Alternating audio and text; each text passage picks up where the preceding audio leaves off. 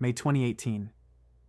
The European Union's GDPR enforcement deadline arrives, and companies all over the world start panicking.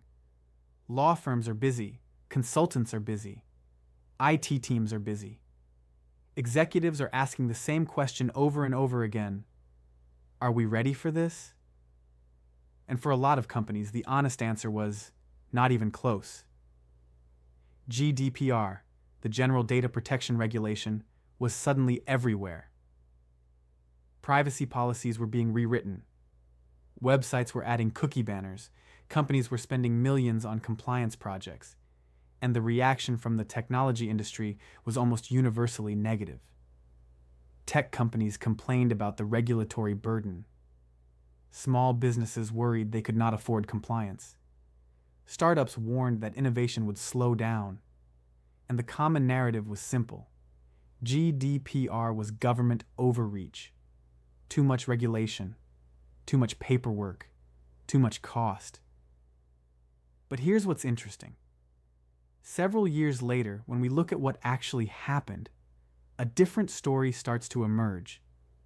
Because, despite all the complaining, GDPR forced companies to improve a lot of the infrastructure they should have cleaned up years earlier. Not by accident, and not because companies suddenly became more privacy conscious overnight. It happened because GDPR forced organizations to answer basic questions they had been avoiding for a long time. What data do we actually collect? Where is that data stored? Who has access to it? How long are we keeping it? What happens if it gets stolen? Those sound like obvious questions. The surprising part is that many organizations did not have good answers. So today, we are going to look at how GDPR changed infrastructure, what it got right, where it fell short, and what it teaches us about the kind of regulation that actually works. Welcome back to the Breakdown Economy. I'm Tony, and this is the story of how a regulation everyone complained about ended up making infrastructure stronger. Before we talk about how GDPR improved infrastructure, we need to talk about what GDPR actually does, because most people know GDPR from the most annoying part of it, the pop-ups. You visit a website, and before you can read one sentence, a banner appears asking you to accept cookies, reject cookies, manage preferences, confirm choices, click another button, scroll through categories, and somehow make a privacy decision in 6 seconds. That is what most people think GDPR is. Cookie banners, privacy policy emails, checkboxes. And to be fair, some of that really is compliance theater. It is the part of regulation that technically checks a box, but does not always protect the user in a meaningful way. But underneath that annoying surface layer is something much more important. GDPR is built around a few core principles, and these principles are not really about pop-ups. They are about discipline. The first principle is data minimization. In plain English, that means only collect the data you actually need, not data you might use someday, not data that would be nice to have, not data you collect because storage is cheap and maybe a future analytics team will find a use for it. Only the data necessary for the purpose you told the user about. That matters because for years, the default behavior in a lot of companies was to collect everything. GDPR challenged that assumption. It said more data is not always better. Sometimes more data is more liability. The second principle is purpose limitation. This means data collected for one purpose cannot automatically be reused for another purpose. The third principle is storage limitation. Do not keep data forever. Before GDPR, many organizations treated old data like old boxes in a storage room. Nobody wanted to clean it up. Nobody was sure who owned it. And nobody wanted to delete it just in case someone needed it later. GDPR forced companies to ask, why are we still keeping this? The fourth principle is integrity and confidentiality. That is the security part. If you collect personal data, you have to protect it. The fifth principle is accountability. GDPR does not just say, do the right thing. It says, prove you are doing the right thing. Document what data you collect. Document why you collect it. Document where it is stored. Document who has access. document how it is protected, and document what happens when it needs to be deleted. That changes the conversation inside a company. Before GDPR, privacy and security could sometimes live in vague policy language. After GDPR, companies needed evidence. They needed records. They needed repeatable processes. They needed infrastructure that could support those promises. And that is where GDPR became more than a legal requirement. It became an infrastructure requirement. GDPR also gave users specific rights: the right to access, the right to deletion, the right to portability, and the right to object. GDPR has teeth. Violations can lead to fines of up to 4% of annual global revenue or 20 million euros, whichever is higher. That is the part that got executive attention, because without enforcement, privacy rules are often just suggestions. With enforcement, they become business requirements. And GDPR applies beyond Europe. In practice, many organizations decided it was easier to raise their global privacy standard than to maintain completely separate systems for Europe and everyone else. And that is how GDPR became more than a European regulation. It became a global pressure point. So, GDPR set rules, gave users rights, and created penalties. That is policy. But this episode is about infrastructure. So the real question is, how did a privacy regulation make systems better? The first big improvement was data audits. GDPR requires organizations to know what data they have, where it is stored, why they are keeping it, who can access it, and how long they plan to retain it. That sounds simple. But before GDPR, a lot of organizations could not answer those questions with confidence. Data had accumulated over years, sometimes decades. Marketing had one database. Sales had another. Customer support had another. Old applications were still running in the background. Legacy systems were quietly storing records nobody wanted to touch. Spreadsheets were being exported and emailed. Backups contained information from systems that had already been retired. And in many cases, nobody had a complete map of where personal data actually lived. GDPR forced companies to start mapping data flows. And what many organizations discovered was honestly a little alarming.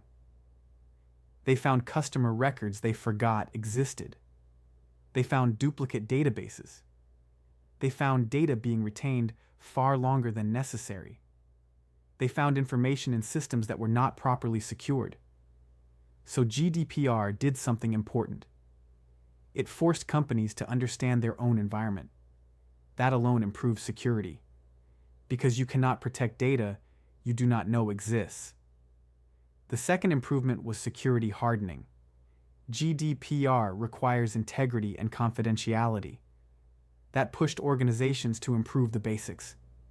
Encryption became harder to ignore. Access controls became harder to ignore. Least privilege access became harder to ignore. Monitoring became harder to ignore. Good security often fails not because people do not know what to do, but because nobody has enough organizational pressure to make it happen. GDPR created that pressure. The third improvement was data retention discipline. Before GDPR, many companies followed an unofficial rule: keep everything. But old data has a cost. It takes up storage. It complicates backups. It makes migrations harder. It increases discovery risk. And most importantly, it increases the damage if a breach occurs. GDPR's storage limitation principle forced companies to define retention policies. That meant deletion workflows, retention schedules, automated cleanup, better lifecycle management, and cleaner systems. The fourth improvement was incident response. GDPR requires certain data breaches to be reported to regulators within 72 hours after the organization becomes aware of them. You cannot report a breach quickly if you do not detect it. You cannot explain what happened if you do not have logs. You cannot identify affected users if you do not know where data lives. So GDPR pushed companies to improve detection, logging, escalation, and response. The fifth improvement was vendor management. Modern companies do not handle all data internally. They use cloud providers, SaaS platforms, analytics tools, marketing platforms, payment processors, and dozens of other services. So GDPR asked a practical question. If your vendor processes personal data on your behalf, what controls are in place? After GDPR, companies needed data processing agreements, security reviews, audit rights, breach notification terms, and documented responsibilities. That created pressure across the ecosystem. Vendors had to improve their own security posture because customers were asking harder questions. That is, regulation working through market pressure. It did not just affect the companies directly handling consumers. It affected the supply chain underneath them. So those are the principles. But let's make this more concrete. How did GDPR actually change behavior in the real world? Let's start with Facebook, now Meta. Before GDPR, Facebook's business model depended heavily on large-scale data collection and targeted advertising. Users had some controls, but transparency was limited, and most people did not have a clear understanding of how much data was being collected or how it was being used. GDPR changed the pressure around that model. Meta and other large platforms had to provide better access tools, clearer privacy controls, more visible consent mechanisms, and more formal data handling processes. Did the company love this? No. Did it solve every privacy issue? Absolutely not. But it did force infrastructure changes. User data access became more formal. Deletion capabilities had to be supported. Privacy settings had to become more visible. Internal data governance had to become more defensible. Now compare that with Microsoft. Microsoft took a different approach. Instead of treating GDPR only as a legal obstacle, Microsoft leaned into compliance as part of its enterprise value proposition. Microsoft sells to governments, large enterprises, regulated industries, schools, hospitals, and global organizations. Those customers care about compliance. So Microsoft had an incentive to build privacy and compliance into its products, documentation, admin tools, and cloud services. That became a competitive advantage.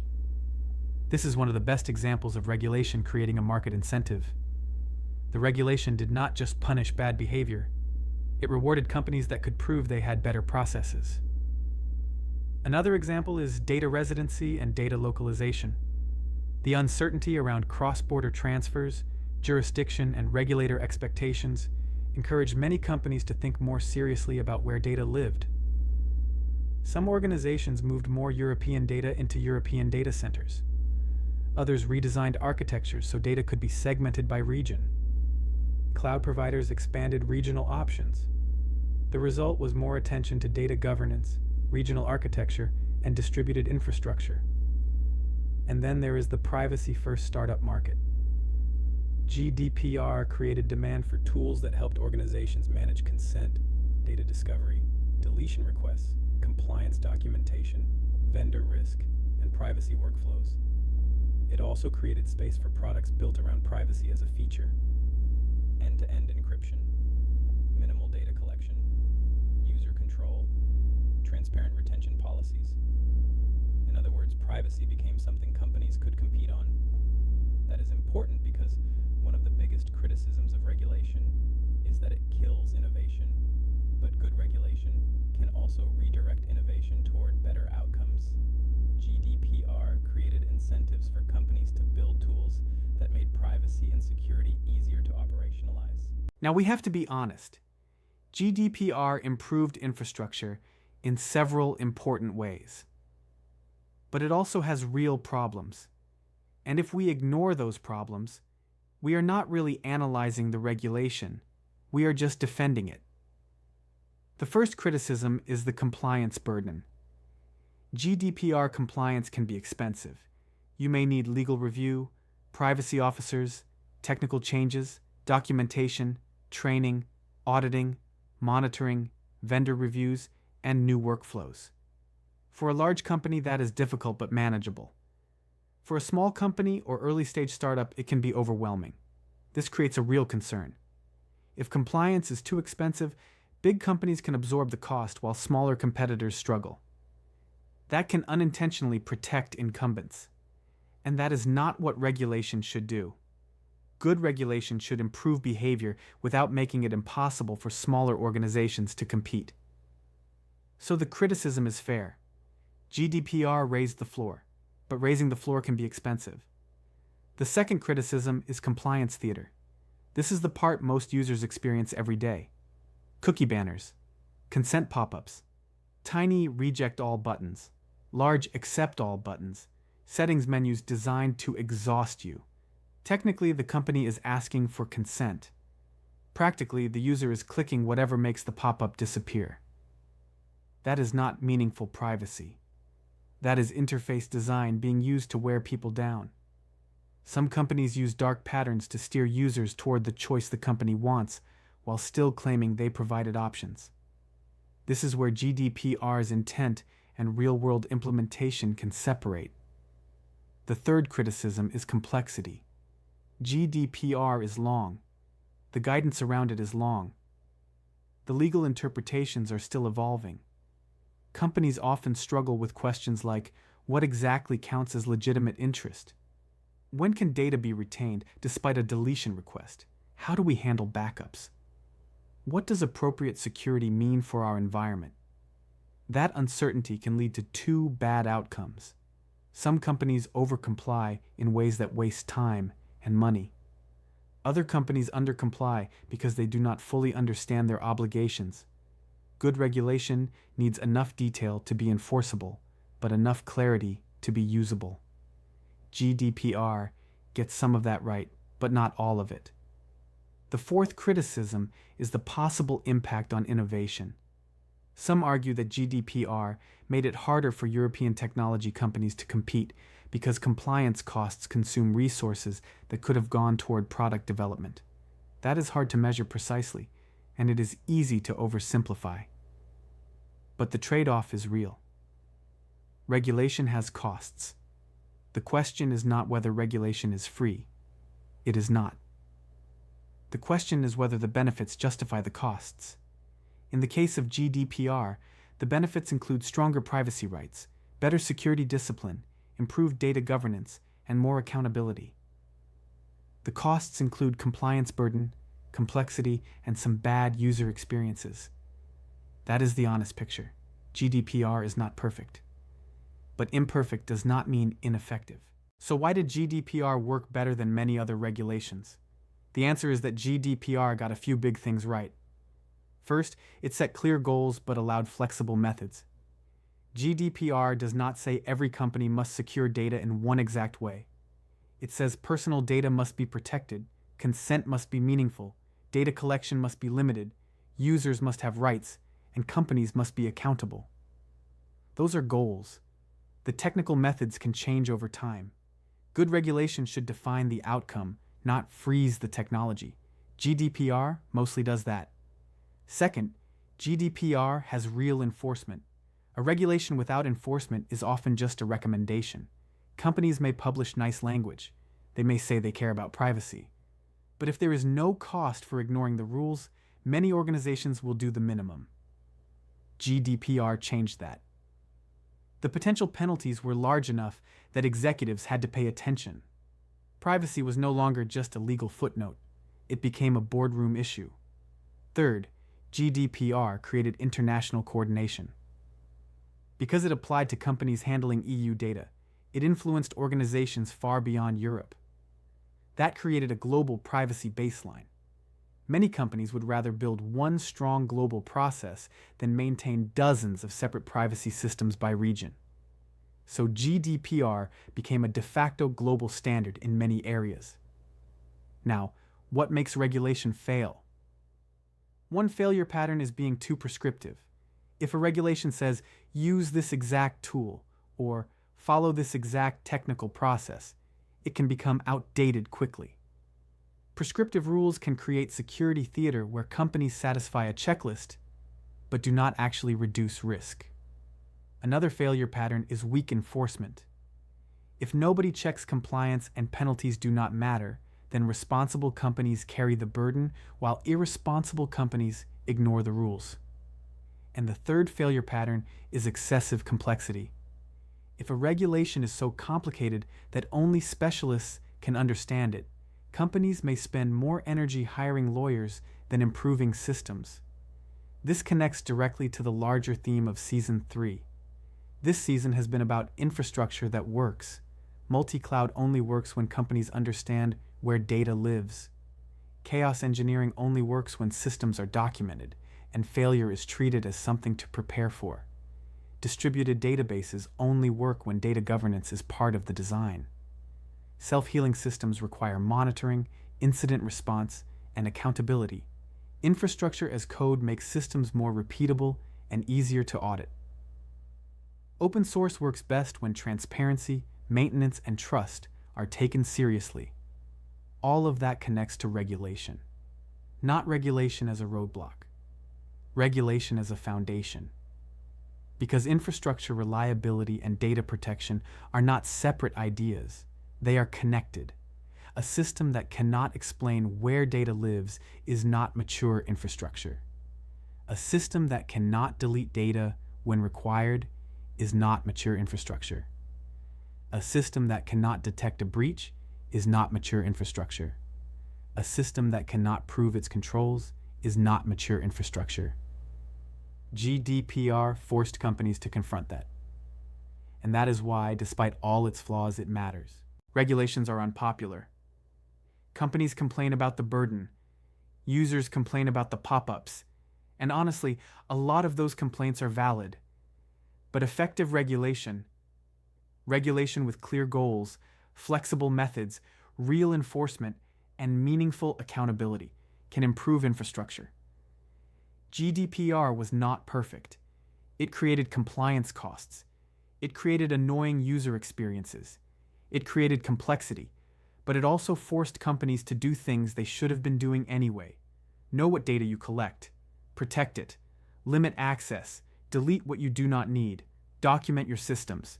Prepare for incidents. Hold vendors accountable. Respect user privacy. Those are not just legal requirements. Those are signs of mature infrastructure.